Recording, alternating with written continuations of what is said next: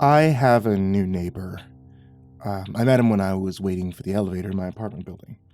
The building I live in is a rundown piece of crap, however, it was the only place I could afford. My apartment was on the 4th floor and the elevator was broken more often than it worked. I was just getting back from the grocery store, arms full of bags. When I left, the damn elevator was working, so I stood in front of it for at least 5 minutes expecting the doors to open. My rage was about to boil over and I raised a foot ready to kick the door in frustration. I was tired, arms sore, and I didn't want to take the stairs. I stopped because someone reached over to press the button to get no response. I've never seen him before. He was a head taller than myself and in good shape. His hair neat and gray, even though he only looked 30 at most. My building was full of poor families and some drug addicts. He looked as if he didn't belong. In a way. He didn't look like he lived there, but he looked like the type of guy who came around looking for someone who owed money. I lowered my foot, taking a few steps away from him, not wanting to be too close. I knew my place in the food chain, and it was below him. He looked over at me when I moved, his gray eyes staring me down. I felt sweat start at the back of my neck from his intense gaze. I started to feel like I was going to puke from stress when he jerked a thumb at the still closed doors. "Broken?" he asked me. He had a hint of an accent I couldn't place. I let myself exhale a breath I didn't know I was holding. I nodded my head, still not ready to speak. He looked around the lobby and found the stairs. Because of so many break-ins, the landlord locked the stairway to the upper floors, but hadn't found a way to lock people out from accessing the apartment floors with the elevator if they got through the lobby first. With it being broken so often, he didn't need to bother. The man took out a key to open the stairway. To my surprise, he held the door open for me.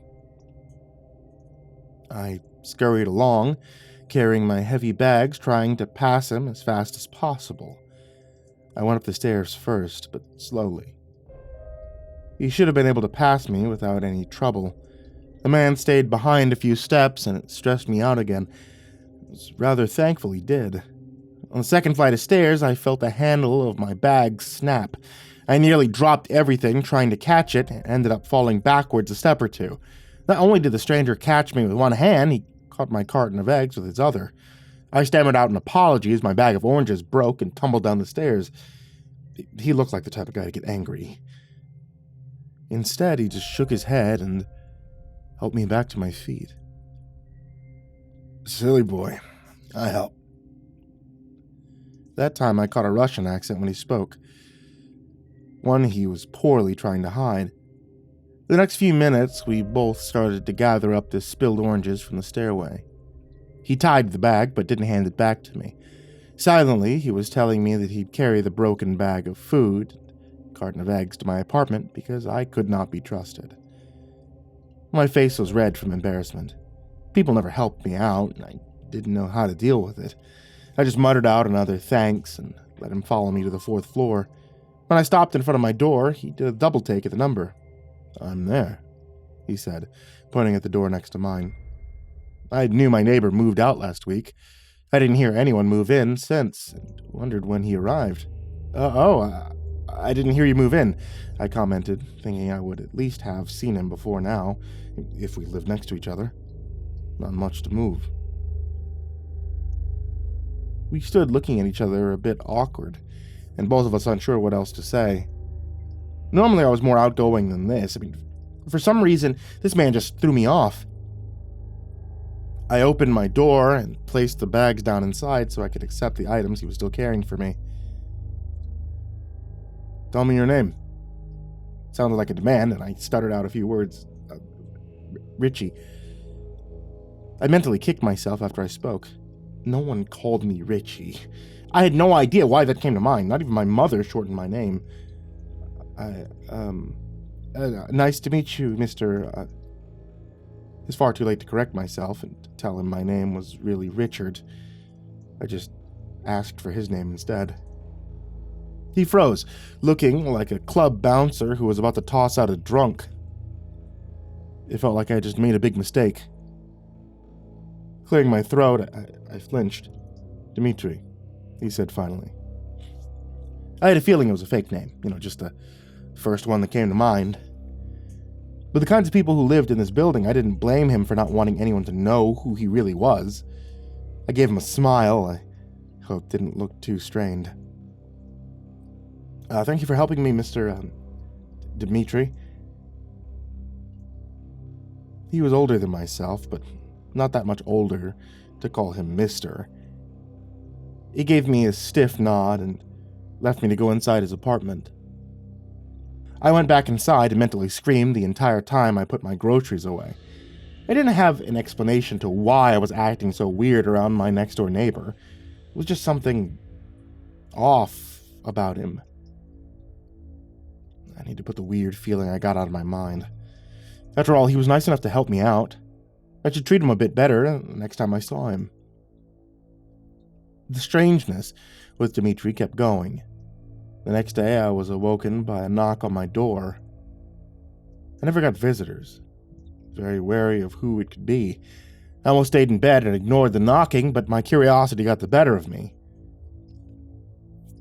Keeping the chain on my door, I opened it enough to see my new neighbor waiting for me to open it.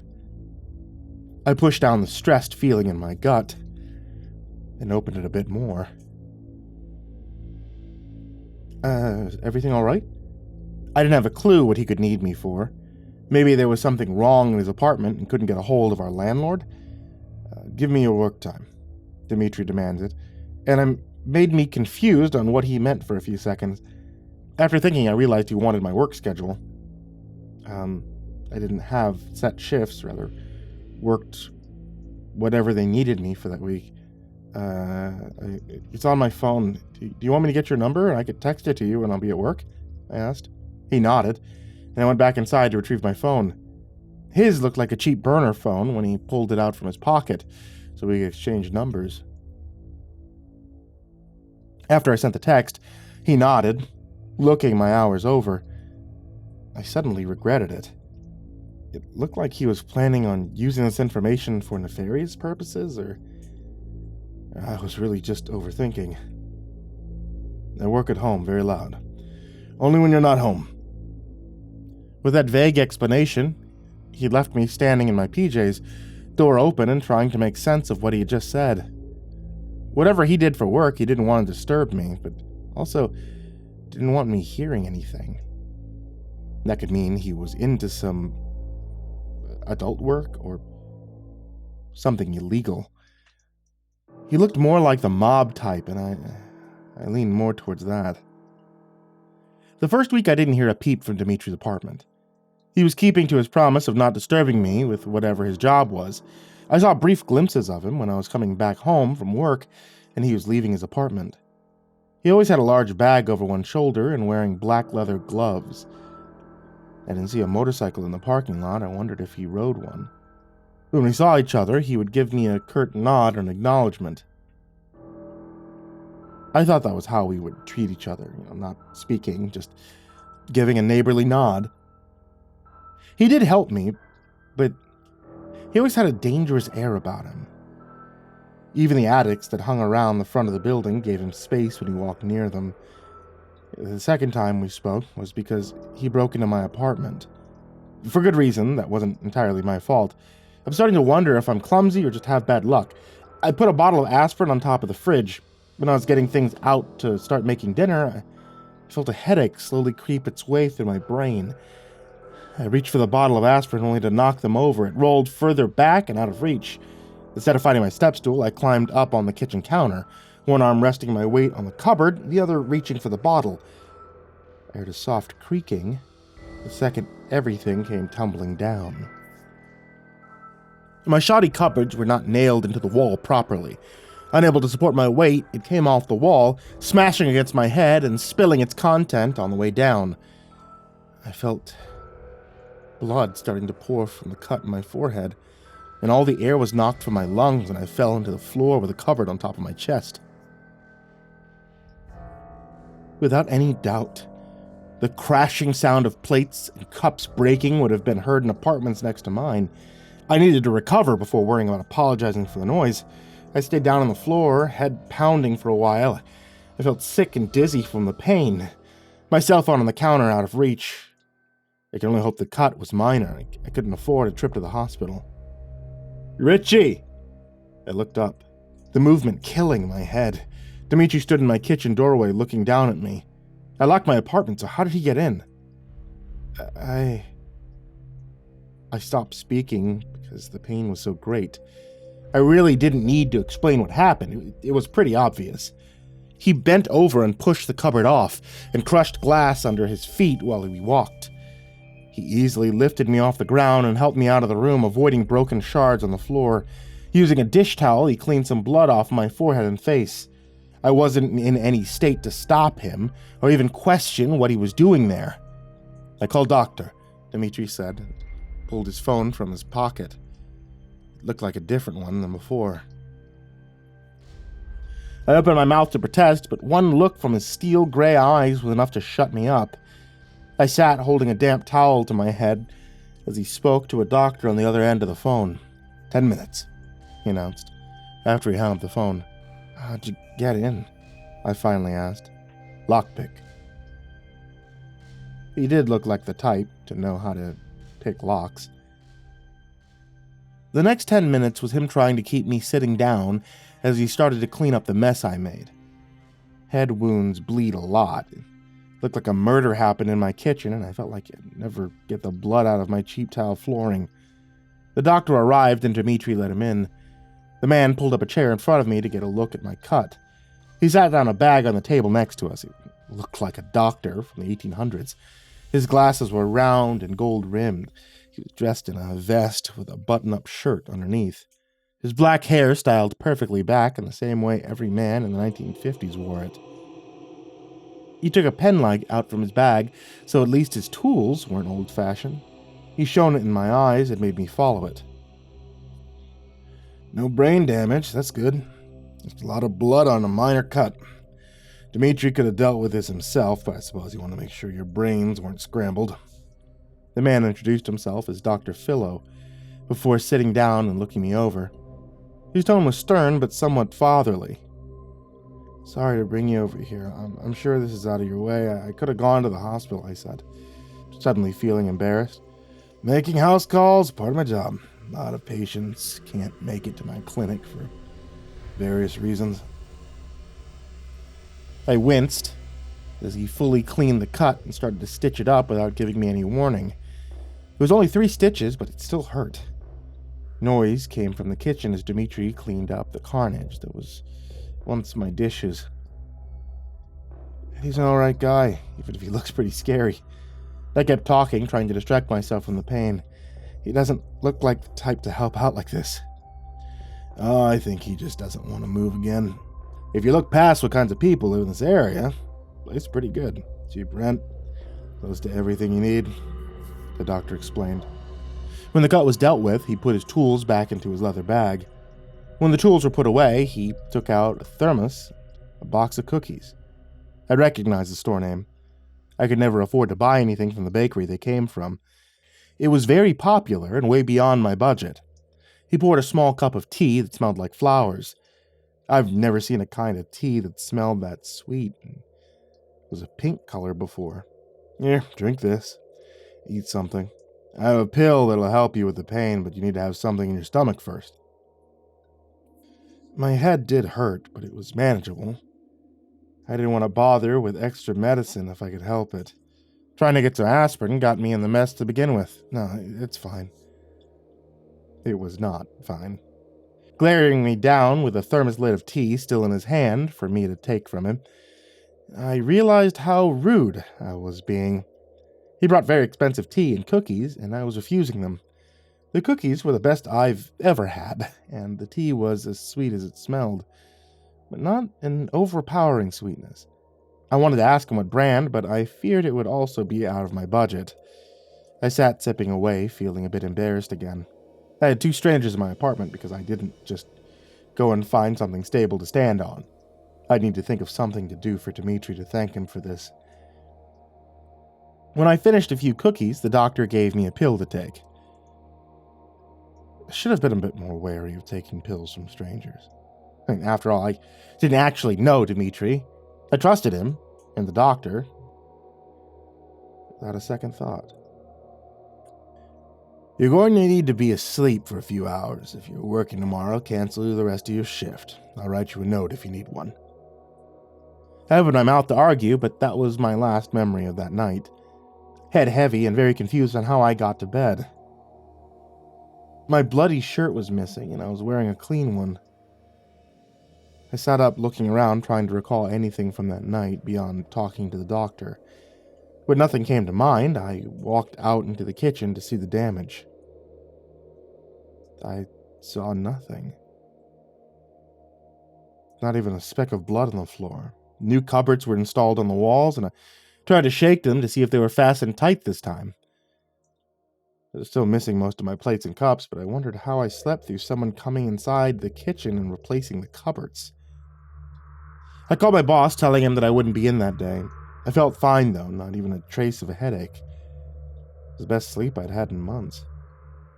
My boss told me someone had already arranged for me to take the day off. He hung up and didn't elaborate further. My job was very against someone calling in for another person. You could be in a coma, but still expected to be the one calling in. I wonder what kind of strings Dimitri pulled to get me the day off. I didn't know when he worked and what times he was home. I went next door and knocked, hoping he'd be in so I could thank him. I could have just sent him a text, but I felt as if it should be in person. The door opened and he looked down on me, cold expression never changing. Thank you for helping me out. Did you ask the landlords to replace my cupboards? I said in a small voice. No, I did. Woodworking's a hobby. Overnight, this man rebuilt an entire set of cupboards for a stranger. I tried taking a peek inside his apartment. It looked like an identical setup to mine. His hallway had plastic sheets covering the floors, which made sense because he was in the middle of painting.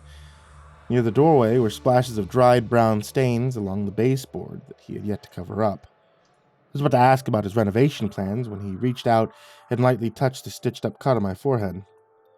That's going to scar. Oh? I said, adding nothing useful to the conversation. Oh. The second explanation was because I finally clued into why someone who looked so threatening went out of his way to help me out. My face flushed and I froze, trying to dismiss the thought.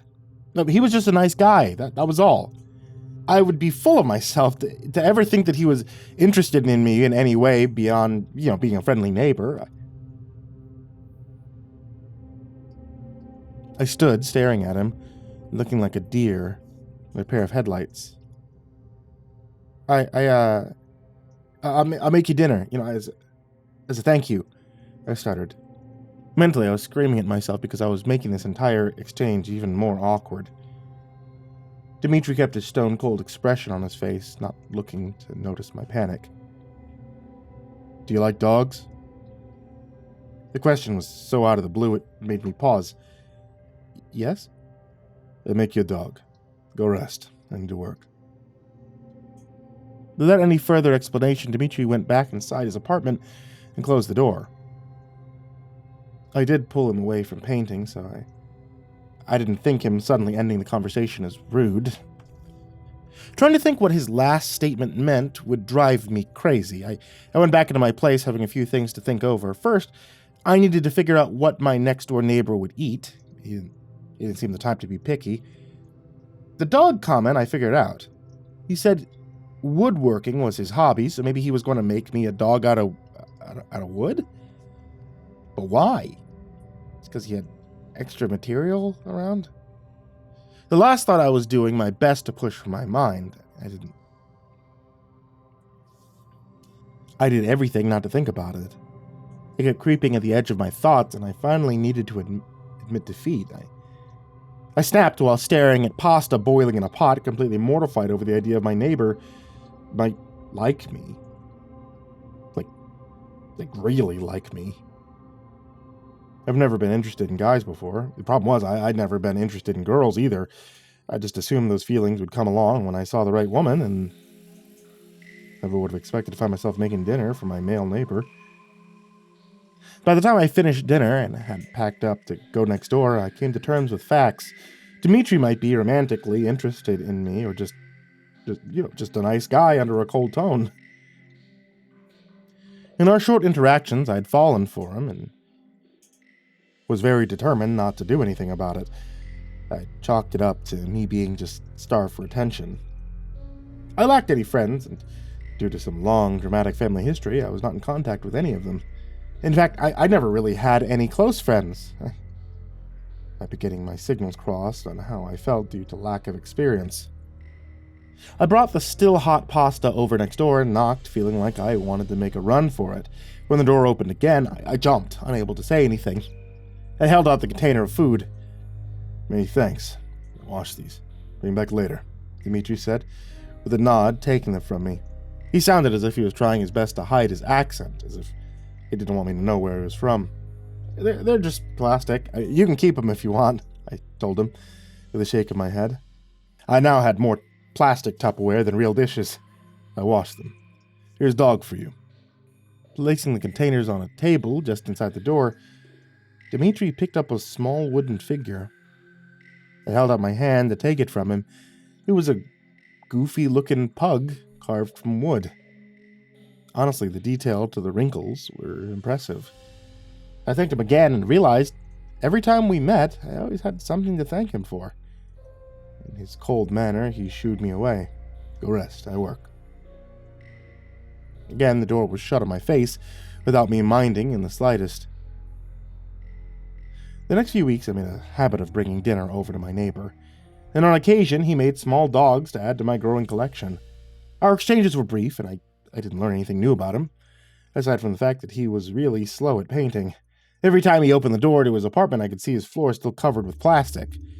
My shifts at work became more regular, instead of just coming in when needed, and I had a set schedule. It meant I could budget my finances better. If I saved, I could move into a better area of town or closer to my job. I wasn't sure if I really wanted to move just yet, and decided to just keep saving money to think about in the future. Feeding a second person wasn't really an issue because it was just cheaper to buy food in bulk to start with. I was finally getting into a routine. My life felt like it was turning around after years of struggling. I made a friend, even if he was a bit strange, and had a steady job. Things might have worked out just fine if my job didn't give me a surprise day off. A pipe burst in the restaurant, so they needed to close over the weekend to get it fixed and get everything cleaned up. I never got Fridays off. I was at a loss of what to do. And Dmitri wasn't expecting me to be home or get dinner that night. I had enough rice to make a curry for two, so I decided to drop some by regardless of if he was expecting it or not. I heard Dmitri's voice from outside, so I knew he was just getting home. Thought I heard another person. Just as I was putting the curry into a container to bring over, I heard a loud thud from his place and I jumped. I strained, listening, trying to figure out what the source of the sound was. I stood as still as possible, trying to hear something over my beating chest. The next sound was muffled, but I could have sworn I heard a scream. On reflex, I grabbed the container of food. I rushed over, not even bothering to close my door. Outside of his apartment, I slipped in some liquid and my heart sank when I saw it looked a lot like blood. I was in panic when I noticed his door wasn't closed all the way. Dmitri looked as if he could handle himself, but all these were bad signs. Without even thinking, I rushed inside his place, still holding hot containers. My feet slipped again on the plastic-covered floors, but I froze when I saw what I had just stumbled into.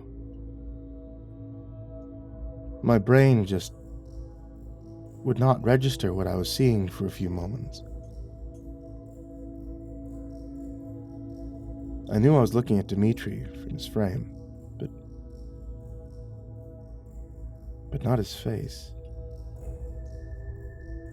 I only saw it for a few seconds, but the image is burned into my memory. His face was split open, horizontally. Thousands of needle-like teeth along the slit of a mouth glimmered in the dim light of his apartment. His eyes warped and twisted from his monstrous face locked onto mine. The terrifying mouth closed in seconds after we made eye contact. His face returned to normal, but with his mouth slightly open, at a loss for words. The other person in the room looked equally as shocked. The other man was on his knees, Dmitri pulling his head back by his short hair to expose a neck with a large hunting knife to his throat. The knife was serrated and made for killing. Beside them, a different man was on the floor, face down, fresh blood still pooling around him and over the clear plastic. You do not work tonight? Dmitri asked, breaking the silence. The man with the knife to his neck said nothing, his eyes wide and pleading. I couldn't bring myself to look at him for more than a few seconds. The smell of fresh blood was in the air, making me feel sick. The heat from the container started to hurt my hand, but I didn't dare move, knowing I couldn't answer his question.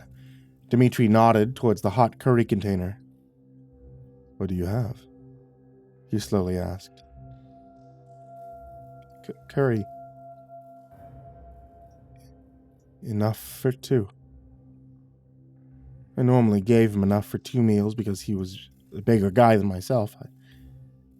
I always assumed he ate more, even while I spoke, my mind screamed at me to run. Then my kind neighbor just killed a man. He'd be going to kill another if I hadn't stopped him. I dreaded that I was going to be next. I'd seen what happened, and I needed to be taken care of.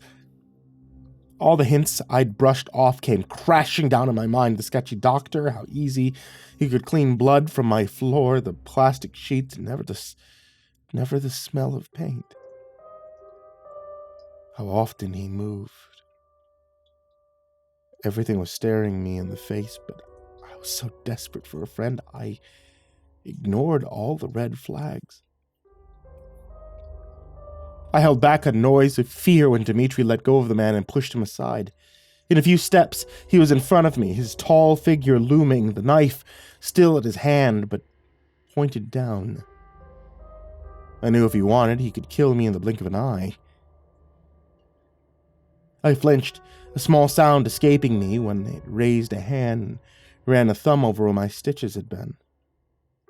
Did not scar badly. Getting down on my level, he leaned over so his face was close to mine. I felt my muscles turn to stone as I looked into his steel gray eyes. Eyes of a killer. Looking me over. Deciding my fate. My hand started to shake and I almost dropped the food. Dmitri placed a hand on top to steady the containers. I was so convinced I was going to die, I nearly passed out. Still friends.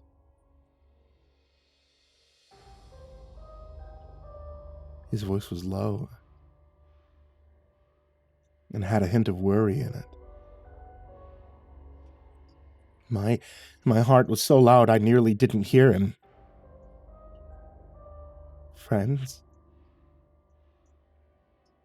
He wanted to know if I was still going to act friendly around him. I risked a look over his shoulder and at the man who looked as scared as I was.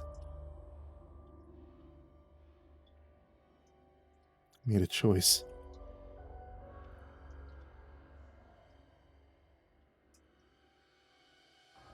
I nodded. If I kept my mouth shut, I'd live. After I nodded, he took the curry from my hands and stood up. You, table. We eat dinner. Richie, best to go home. He didn't need to tell me twice. Without looking back, I turned on my heels and left. I made sure the door was fully closed behind me and kept my eyes straight, not looking down at the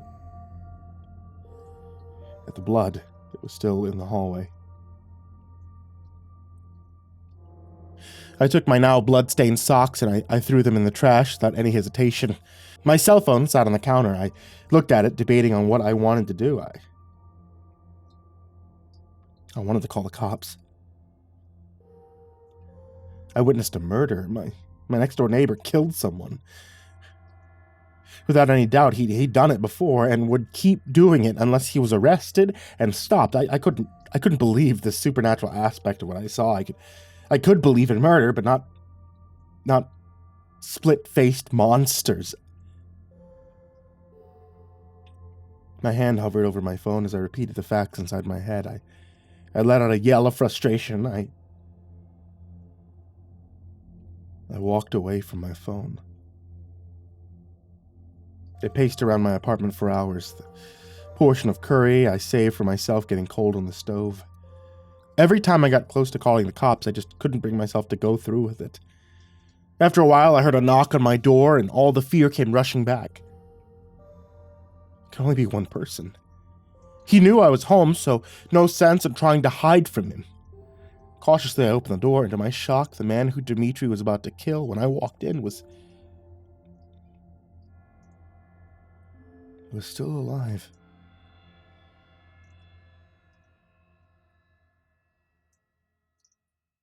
His face bruised, but he was breathing. He wanted to thank you for dinner. My friend will be leaving. The man gave me a nod, his face pale and his hands shaking at his side. Still friends? Dimitri asked me again. Still friends, I confirmed with a small nod. That was enough for him. He took the man by his arm and dragged him down the hallway. If he was going to let him go free or kill him somewhere else, it was a mystery I'd never know the answer to.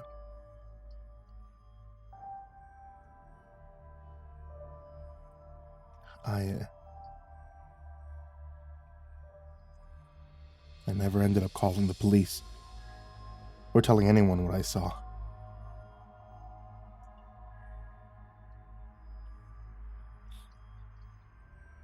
I saw Dimitri a few times in the hallway in passing, but his face looked strained. He knew I wasn't going to get him arrested. It was far too late by now.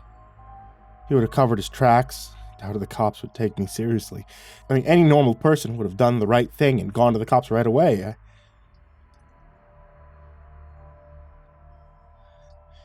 I felt pretty guilty for not doing so. Instead of moving or suggesting to Dimitri that he should leave, I did something I don't regret. I brought over another meal for him. His face a bit shocked to see me knocking on his door with a smile on my face and food in my hands. We were still friends, after all. And I was going to treat him almost the same as I did before.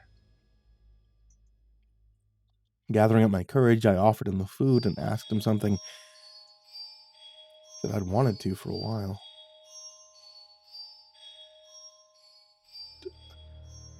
Do you want to eat together?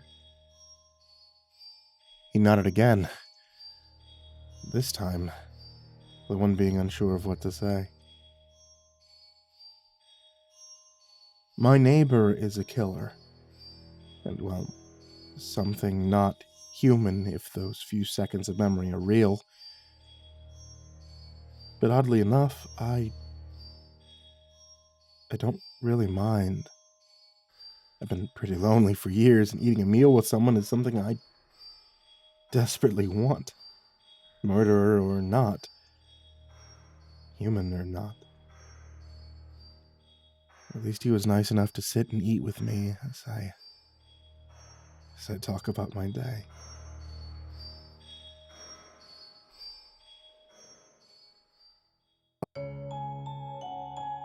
Hey, it's summertime, which means that if you guys want to beat the heat, and man, does it keep getting hotter and hotter, check out etsy.com/shop/ivorymonocletea. You can always get yourself a little bit of iced tea from there. I think using a darker tea like the Dark and Stormy Night you can be able to get, which is the MrCreepyPasta themed one. It's kind of perfect doing like a dark sweet tea. And I don't know, maybe it's the Texas man in me, but a sweet tea is great in the hot summer. Once again, that's etsy.com/shop/ivorymonocletea. As always, I want to give a very big thank you to everybody out there on patreon.com/MrCreepyPasta. A very, very big thank you to everybody there, and to especially Jordan Humble, Diana Kraus, King Crab, Calcifer420, Veronica Lynn Lopez, Marlon Chavez, Azazel66603, Ethan Leon, Polaris Prospect X, Blake Rattler, Viceroy Scorn, Samara Lynn, Disciple, SullyMan, Brandon Mendoza, BrimstonePandemonium, Caltuna, William Wellington, Scruffy the Janitor, Brenna Crow, LaQueda Canizales, Smiley the Psychotic, Dante Kinkade, SimbasBloodyMojo, CursepoxPrimarch, M, Jettis Pet, Clonable, J Kearn, Mike, himbojerry, CrusaderChocobo, Remember the Sun, Estebean, Hour Minute Second Time, Seclude, Salty Surprise, Red Shadowcat, Turtleman, Mr. Marcus Blitz, Voice of Sand, Phycomel, Melted Lake, Tully Sue, Croconut 509, Stricken, Freddy Krueger, Hades Nephew, Tommy Walters, Acid System, Sky Harbor, Nico Kyle, Tristan Pelton, Ball Arms the Rat, The Ginger Bros, Daniel Polson, and Corey Kinchin. To all of you guys there, everybody who's down in the description, and everybody who can just give $1, I want to say thank you to you guys. You guys are the best. I love all of you, not just for supporting me, but for listening, for enjoying, and for always being there. And if you would like to join this list in the description, or this list of names that I terribly mispronounce, head over to patreon.com/MrCreepyPasta. And now, sweet dreams.